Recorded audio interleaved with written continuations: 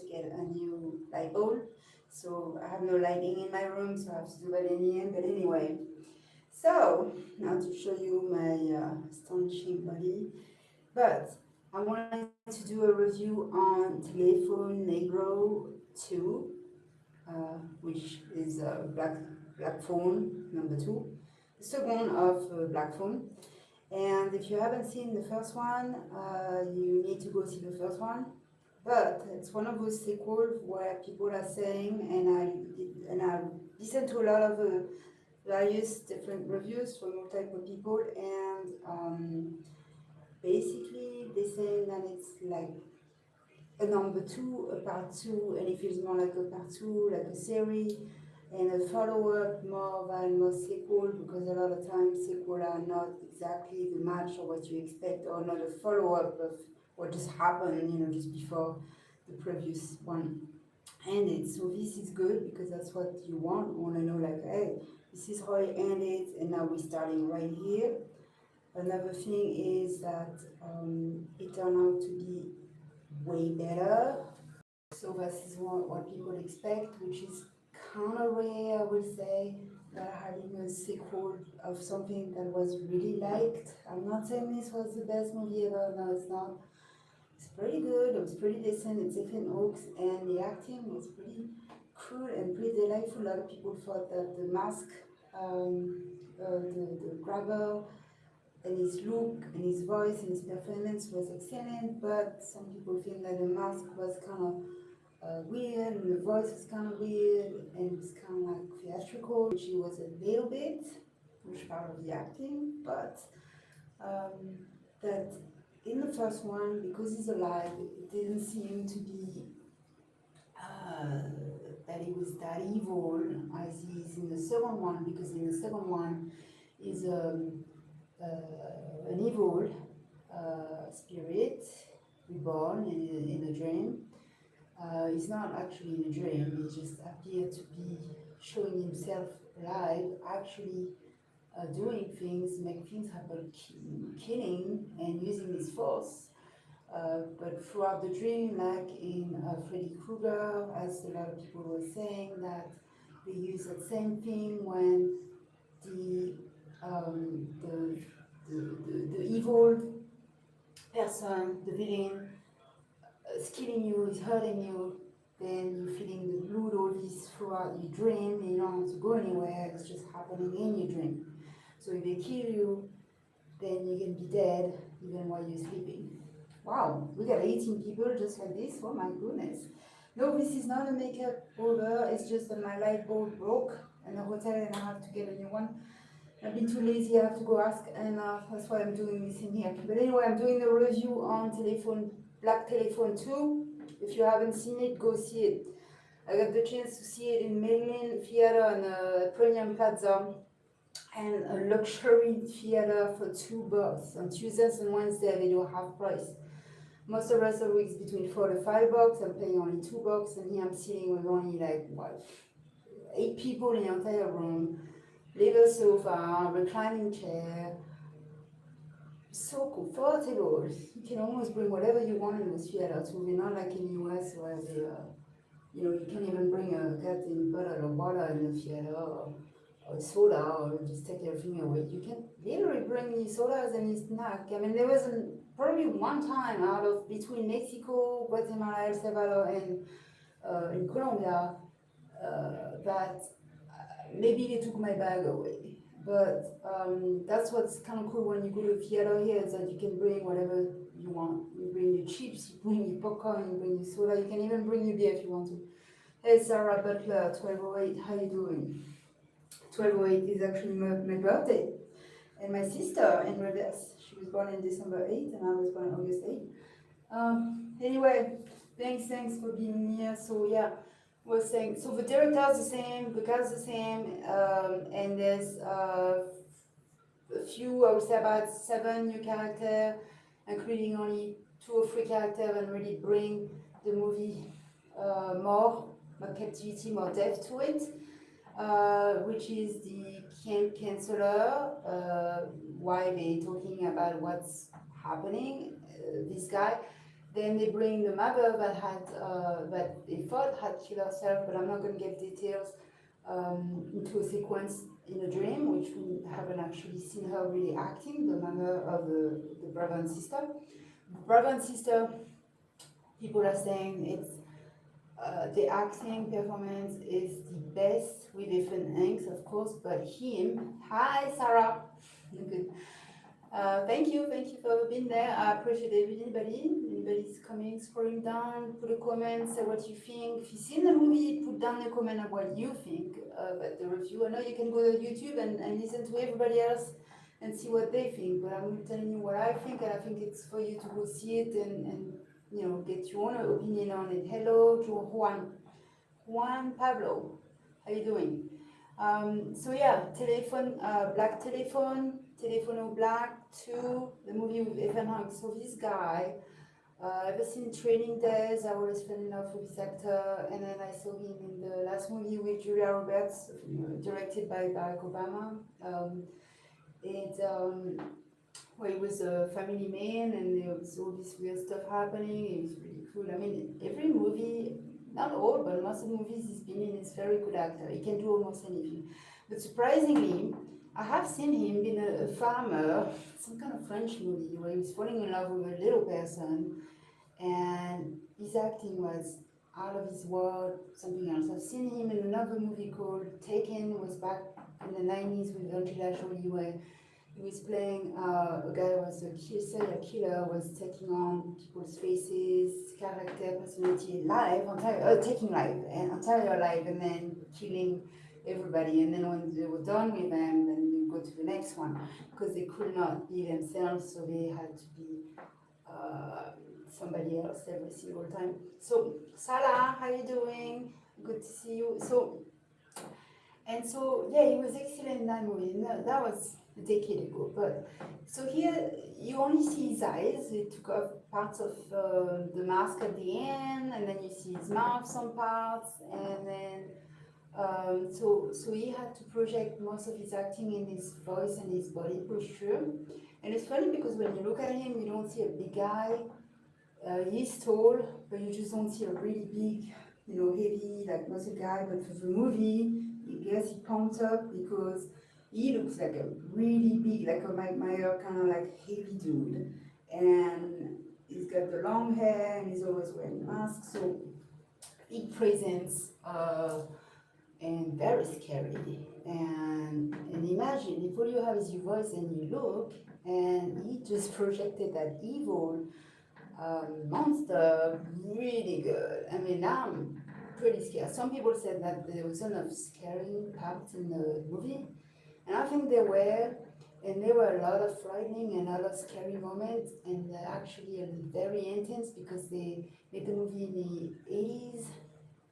So since it's sequel, the kids were like, the sister and brother, they were 12 and 10, something like this, and now they're 17 and 15 and 17.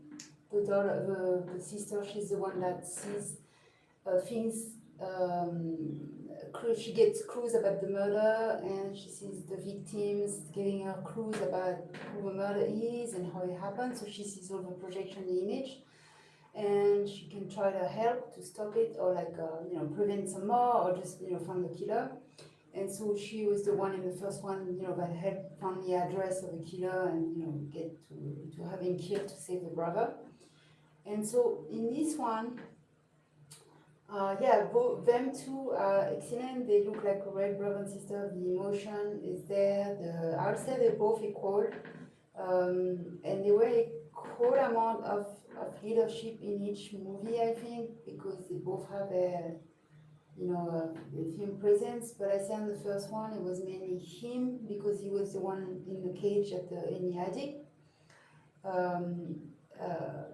And he was the one trying to escape, so he had more, it was more on him, and now this time was more on her, but it was kind of equal. So I say, even though she was pretty good at acting, I say his part did do pretty good, and the father in all this also brings a lot of emotion. This guy is a pretty talented actor. You'll see the father, just look it up, look at the cast of Telephone Black too, you'll see.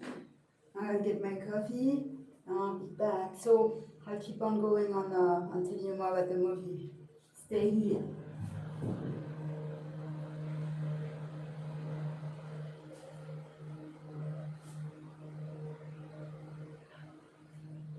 So if you're not aware, I got a podcast from a few years back, it's called Vanessa's Podcast, and I got like 60 people interview, some are celebrity, actor, singer, director, wellness coach, all this. And my new one is called You Got This on Spreaker, you go check it out. My last one is about mental block, and it's pretty good. I'll talk a little louder next time so you can hear. Anyway, so yeah, I'm in Medellin, Colombian right now. I bring the Rub Andres. How you doing? So yeah, I never thought my life I'd end up in Colombia. You know, I wish we could read the future when we were younger and you say like, um, you know, tell somebody some clue to say, just one thing that I just never saw myself being. I just didn't think in my 40s I would be in Colombia.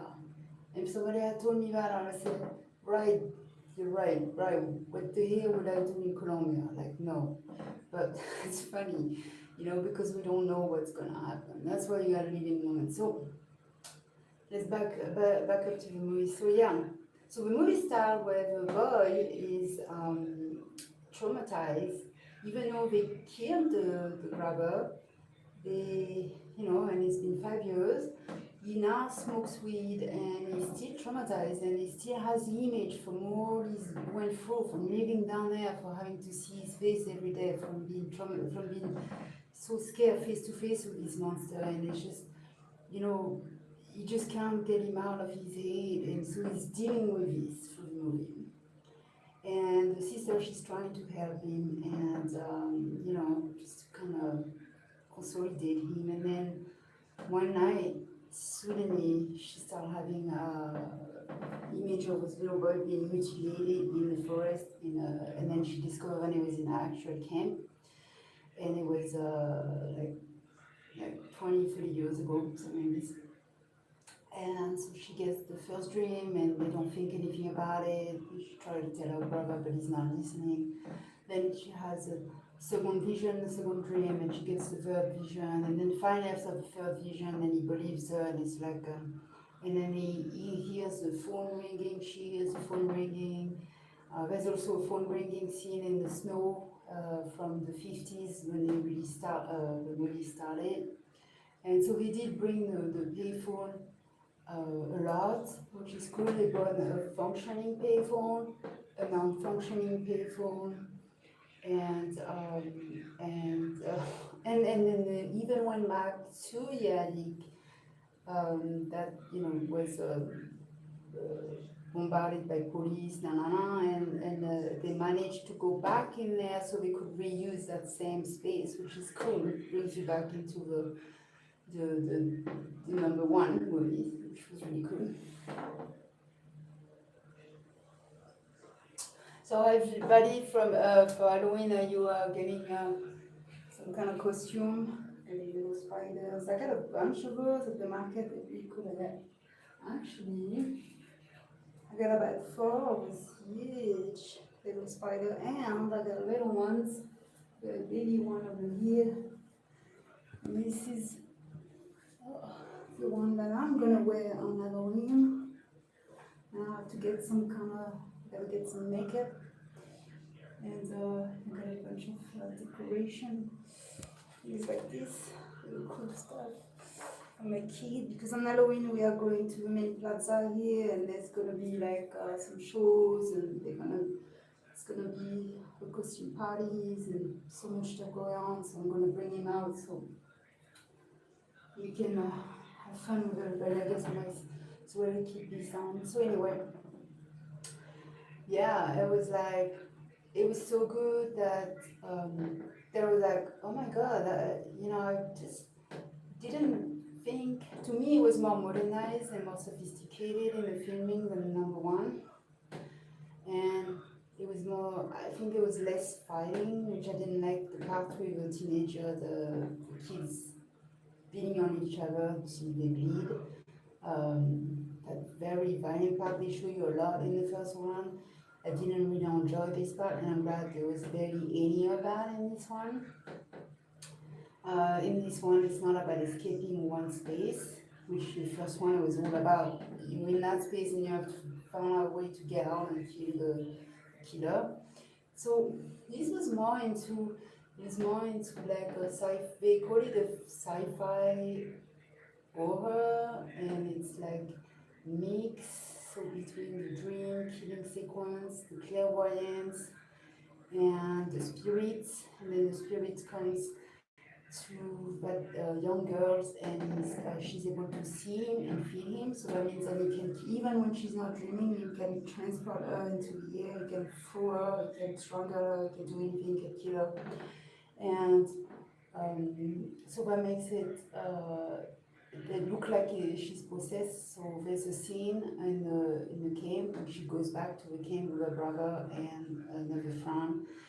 And so it's basically just a couple running the place. There's a camp guy then, and then there's I think it's a cop that's around the area. So those are about the only people you have in this camp in the deep snow mountain, and it's freezing. You can tell like the snow's up to their knee, and a lot of scenes are just happening in the night.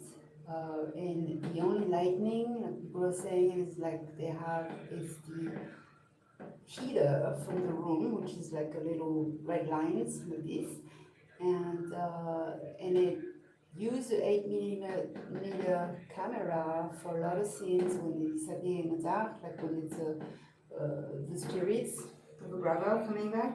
That's what they do. So it looks like it's actually like volatilizing into the air, which looks really good. And um, so when they arrive there and the first night, she goes to sleep, and she gets more image, and she starts seeing all the kids mutilated coming close to her. She sees a head drop. She's seeing all this blood and all this like scary things, and she starts screaming. And then the brother goes out, hears the payphone, and hears the brother talking to him, and he thinks he's dreaming. He's just scared to death because that's like his worst fear is coming back to his life, hearing the sound, the voice. And he's like, no, it cannot be happening. And so that's how everything kind of starts happening, is when they have to figure out what's the connection, They figure out that the mother used to teach at the camp, and so they need to put two and two together. What does the grabber have to do with this? Why is he back? What does he want? Does he want to, use his spirit to do more harm, to kill more people? And I guess most kids want to be their soul being saved and being protected and revenge, something like this. So,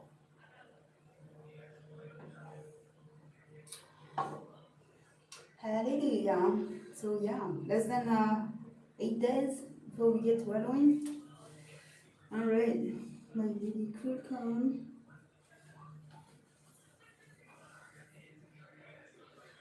Okay, so anyway, so yeah, I don't want to give out the entire movie, so I just want to say that it is definitely way better than the first one. I would say 5 times better than the first one. That there's a lot of scenes at night that are the best in the snow, and then on the water river that is iced when they're trying to find the body. That's one of the best scenes too. When the grabber is grabbing the girl and throwing her upside down, and everybody showed up, and it looks like she's being possessed. That looks really cool. It looks like the exorcism kind of aspect movie. And all the last scenes, and because the acting is so good that it doesn't look fake, it looks very real. You also makes you feel like you are back in the 80s, so you're reliving this thing, but better, because it's not just like watching a movie from the 80s. It has a lot more details to everything, little details. There's a lot of details actually on everything. Like towards the end, the brother also is able to go in a dream, and is also gaining the force, so he's also able to fight the brother too. So at the end, they're kind of fighting both of them while they're sleeping. So it's so intense, and I like that there's not too much blue, too much alcohol blue, like they do in like a lot of horror movie or no, you see it's like hate, feet, members, blood splash, like the hate smash, which I don't like that too much about because it's just too much sometimes, and it's like I can't even look at the screen. Some people like this, but I don't like this. I like the more scary part of the uh, what's that sticker? The parts where you can like the taste of the tap water, huh? Q&A. Did you like the taste of the tap water? I mean, I think it's the same as any water, but where is the one?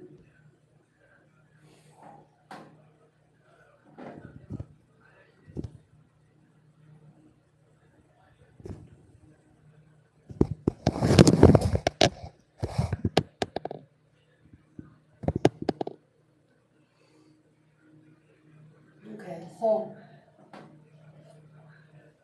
so yeah, that's it for that. But then, went to see that movie.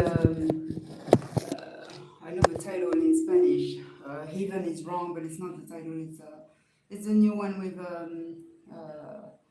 Seth Rogen and Kenny Reeves, comedy one. It's alright, but if you compare this movie to this one, Telephone Negro, it's garbage. The quality, everything is garbage.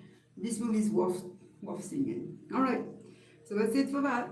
And if you like what I do, just like me, share, go listen to my podcast, and go donate.